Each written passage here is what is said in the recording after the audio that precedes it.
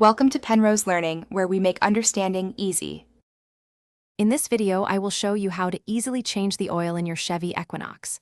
First, gather your essential tools. You will need a wrench, an oil filter wrench, and a drain pan. Make sure you have the correct type and amount of new engine oil, typically around 5 quarts, and a new oil filter. Also, keep a funnel and some rags handy for a clean and smooth process. Having everything ready saves time. Next, ensure your vehicle is safely lifted and supported on a level surface. Locate the oil drain plug, which is typically found at the bottom of the oil pan.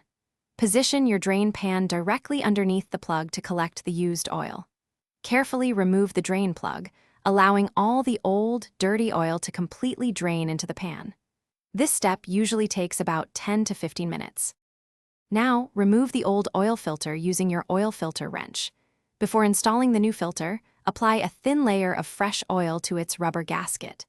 Hand tighten the new oil filter until it is snug and secure. Avoid over-tightening. Once the filter is in place, replace the drain plug and tighten it to the manufacturer's recommended torque, usually around 18 to 25 foot-pounds.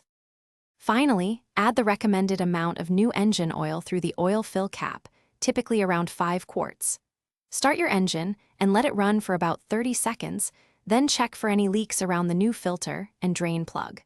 Turn off the engine, wait a few minutes, and then verify the oil level using the dipstick.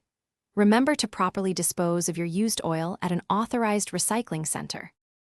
Thanks for watching. If this was helpful, leave a like and consider subscribing. See you next time.